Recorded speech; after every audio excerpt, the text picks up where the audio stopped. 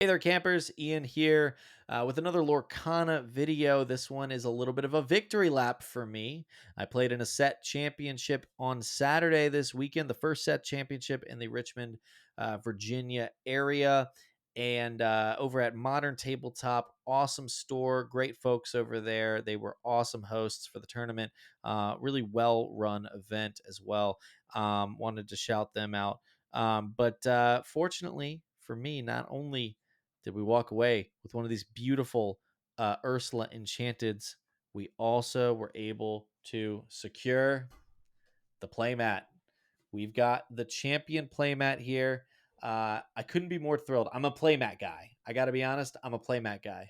And so being able to, slap this down in the future is really, really satisfying. The event went really well. We had 5 rounds of Swiss. It was the 2-game format. So I was number 1 seed going into top 8. And then in top 8, I was able to rattle off 3 consecutive 2-0 victories over my top 8 opponents. Most of the games close, but I was able to go undefeated through top 8 in order to secure the set championship win, snag the playmat, grab myself one of these beautiful Ursula cards, and of course, a little bit of bragging rights, but also makes for some nice content, I hope. What I want to do here is, of course, talk about the deck I took. I don't want to get too deep into, a tournament report. If there's interest in that, let me know in the comments below. I could do that. I think it would be, a little long-winded, I would be worried about. And so instead, I kind of want to focus on my list, the cards I chose, and what I learned throughout the event. So I'm going to screen share, get over to the deck list here in a second. But before I do that, I do want to encourage you to like the video, subscribe to the channel. We do not only Lorcana content, but we also do Star Wars Unlimited and Pokemon content. And of course, speaking for myself as one of the Lorcana creators, I'm often doing tabletop gameplay videos, discussing some of the hot topics in Lorcana, along with my friend Brendan, or Gibbles and Bits as he's known. So definitely, follow the channel, right? Stay in the loop. Okay, let's go ahead and get over to the deck list. All right, so I called my deck 15 by 4. I'm sure you can see why. I am never going to claim that this is a super original, unique, out of the box deck, but I do believe in my choices to make this a true 15 card, 15 by 4 deck list. It's really satisfying to look at.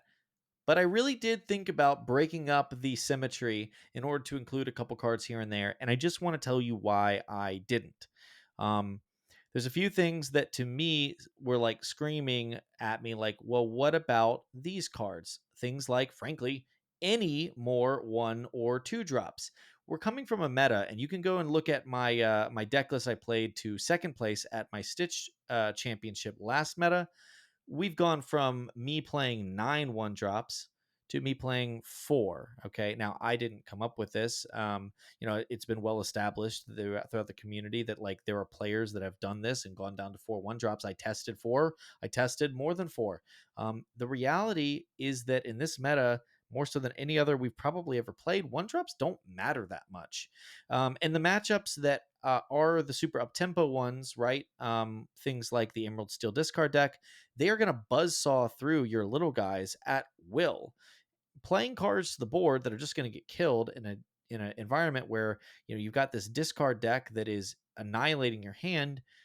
It's just another way to waste cards. So do we need 1 drops? Well, the Turn Box followers are just an extremely powerful card at any stage of the game, being able to come down, protect against in the Ruby matchups, things like Big King Undisputed or Lady Tremaine's, right? But also, be able to quest and blow themselves up, draw a card. That's also super useful in, against actually just anyone. And they're great inkables. They're 1 cost. You can fit them in onto a curve.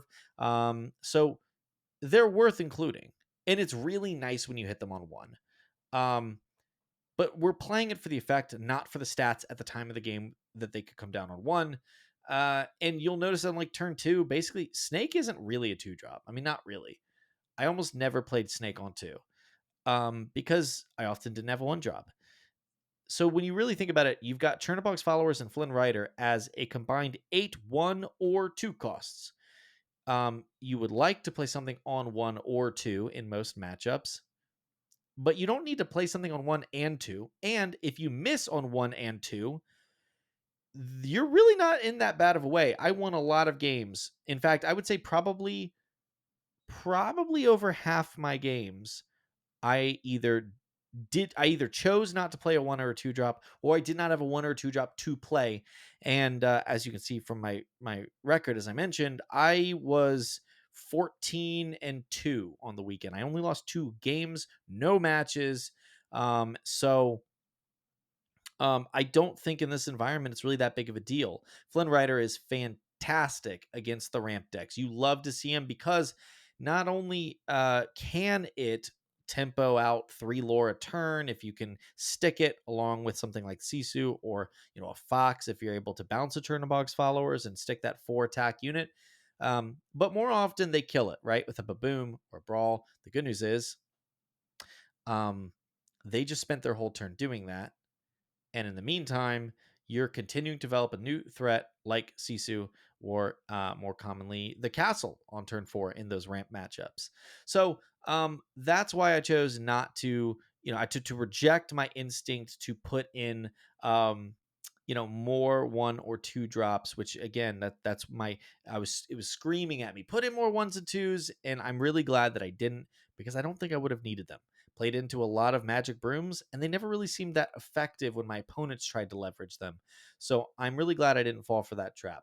Um, Now, I will say the other consideration was the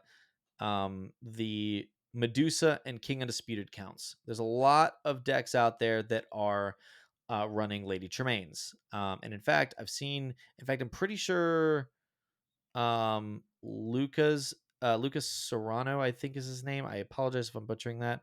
I believe his deck was like -1 Madame Medusa, -1 King Undisputed, +2 Lady Tremaines. I'm probably not as good as a player as him, but Lady Tremaines in my testing were always getting Medusa away immediately. And actually, more importantly, I think even than that, Be King Undisputed has been by far and away the MVP card of this deck for me.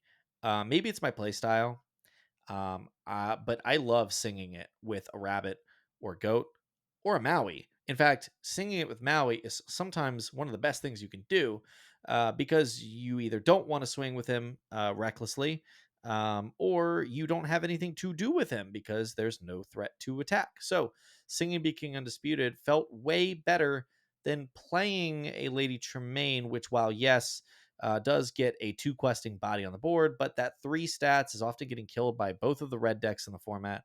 And I just think the potential to have a free Tremaine effect and play something else like a rabbit or a castle or a goat or whatever is significantly more useful more times in the game than having to pay 6 for a body attached to the effect, which is what you actually wanted, was that effect. So I chose not to play the Tremaines, and I do not regret it. Ran into a lot of opponents on the Tremaines. I killed a lot of Tremaines with Medusa this weekend. Like a lot. Like I'm pretty sure no Tremaine stuck around more than a turn. So again, I think there's something to be said for throwing the deck into this hyper fixated on the cards that we know to be good. Like every single one of these cards, there is some number of them in all of the top performing lists, and my approach was, let's just max those out and not worry about the 1s and 2-ofs, which you may not even see during the game. The only thing I really heavily considered was maybe a spell book, which I actually think would have been really good this weekend. I played a lot of mirrors. I also had a couple situations where I was playing into things where the game got really unexpectedly grindy, even in non-mirrors. Um, and I think the spellbook would have been really handy in those settings. But I'm glad I didn't take it because, as it turned out, I didn't really need it. I think the key with this deck is really honing in on the queen's castles and when to play it and when not to play it. And then, of course, in the mirror match, um, how to play around the opponent's queen's castles. So I'm going to quickly like give a rundown on some specific thoughts on some specific cards. The first one I wanted to talk about is Cesu. So Cesu, Emboldened Warrior, was the card that like I knew I needed to run 4 because I needed to enable the Flynn Sisu like 1-2 punch for a lot of the ramp matchups. And of course, if you can go first in the mirror, it's really nice too. Um, but Sisu was a card that I didn't respect at the in the late game grindy scenarios. Um, and of course, I think I learned a lot throughout the tournament about why I was wrong. Sisu, especially in the mirror match, is one of the best cards you can slam when you don't have anything else to do. There's a lot of times where, you can't play a castle yet because there's stuff on the board. You don't want to B prep because if you B prep, you'll give tempo to the opponent to establish their castles, right?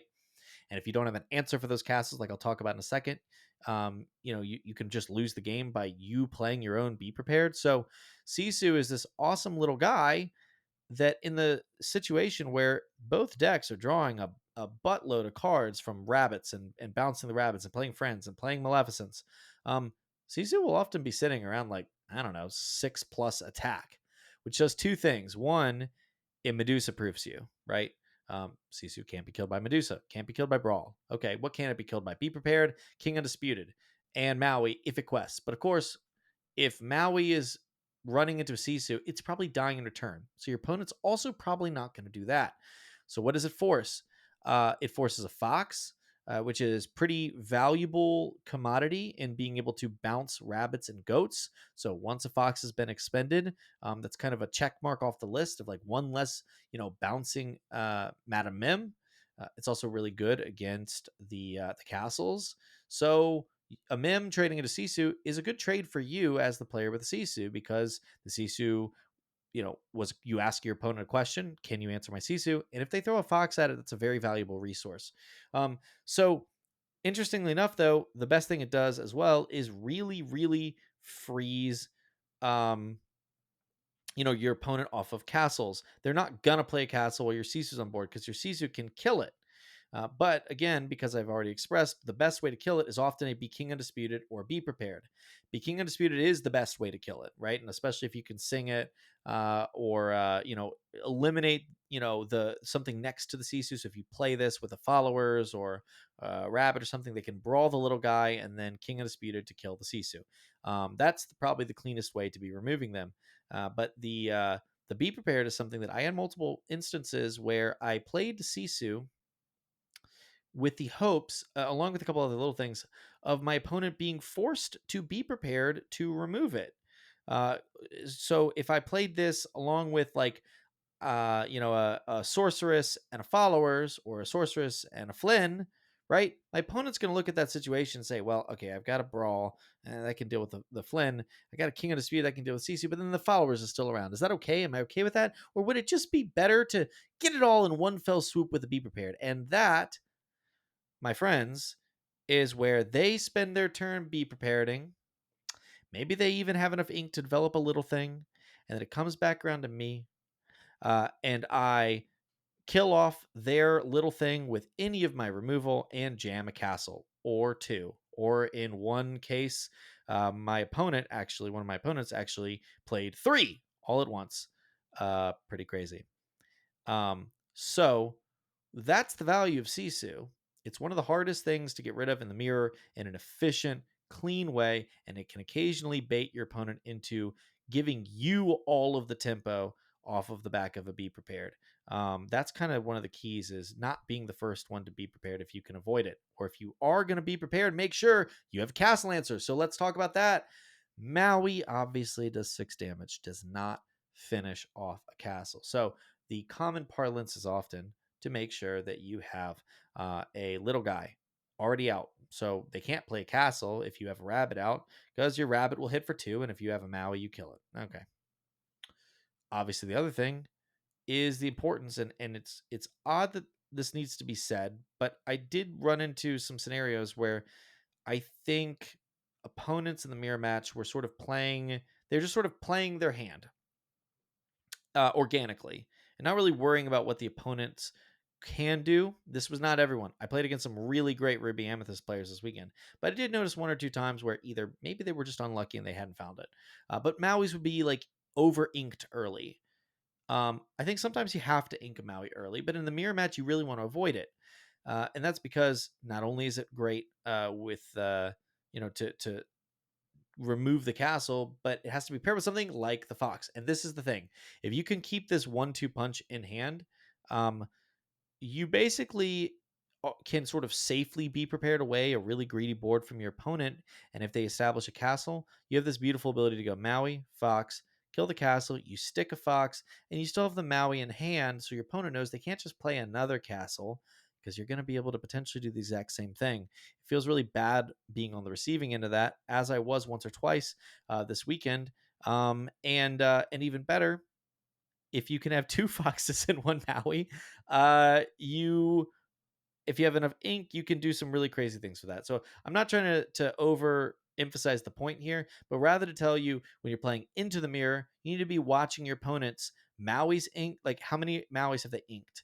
Are there any in the discard pile? Same with foxes. Like, how many foxes have they used? And when you're playing the mirror, make sure you're not like throwing foxes away needlessly.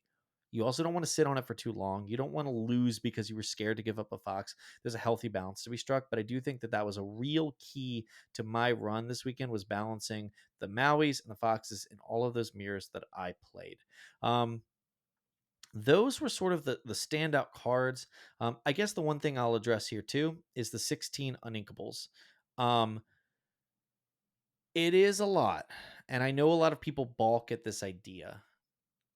The way that I approached this was, I know that since I don't have to play ones and twos in order to win the game, I can sometimes just spend those turns inking and find inkables off of the top of the deck. It's also especially useful when you have things like Sorceress on 3. Sorceress being back in the deck from last meta, where it was like largely, sort of a last sort of flex choice, a meta choice, right? Like, oh, do I need the extra draw, or do I want to play a faster, tempo card like Minnie Mouse or Crab to remove my opponent's stuff?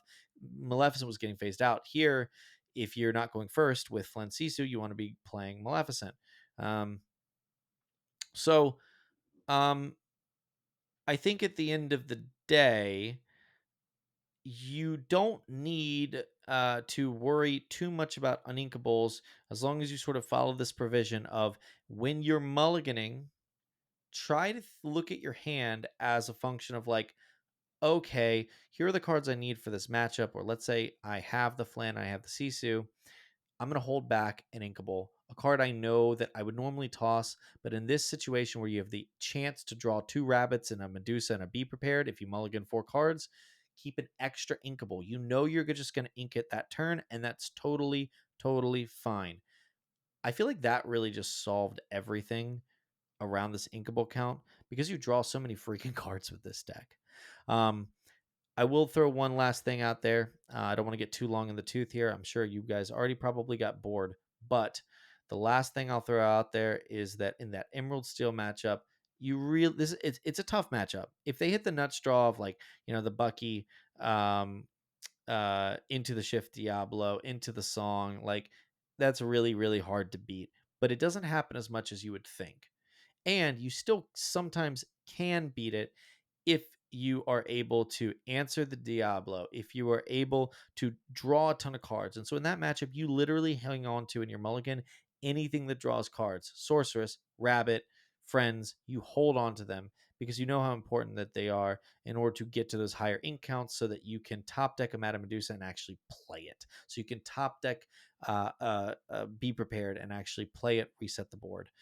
So similarly, that's also why in that matchup, you do not want to be playing ones and twos. And on 3, you don't want to be playing Sisu. Just play a Maleficent or play nothing. It's totally okay to just ink and pass to preserve hand size. Because remember, if you develop something on the board and then they kill it, it's just the same as if they would have discarded it. So anyways, that is my list that won me my set championship. if you have detailed questions about matchups, if you want to know more about it, let me know in the comments or hop in the Discord. We have the link down in the description below.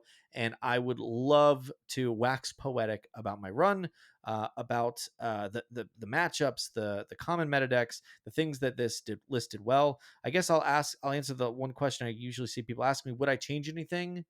No. If somebody really wanted to cut a single card, you could cut maybe one Medusa. I would never cut a B King Undisputed, but if you really needed to cut something for something, you could cut maybe one Medusa for whatever random tech choice you want. But again, I think what made this list so successful for me is I knew that every card in it was good, and I had 4 chances to find each one of them. And to me, that gave me a certain like confidence going to each matchup. And even if I'm like, okay, I haven't drawn a Medusa yet, I trust I'll find one. And I haven't found a King Undisputed yet or whatever. They're in there. There's 4 of them in there. I will find one. And that goes for every single card in the list. So anyways, I really hope you found this interesting, useful. I don't know. I took a different approach than I did last time. If you enjoyed it, let me know in the comments. Get in the Discord. Come talk to me. I'd be happy to talk through the list or other lists. I'll be happy to look at your list, whatever. We have a very nice Discord community at Camp Legend with tons of Lorcana players who are quite skilled and those that are really often willing to share advice, test against each other, whatever. So we'd love to see you in there. Have a great rest of your set championship season. I wish you all the best of luck, and I will see you on the next one.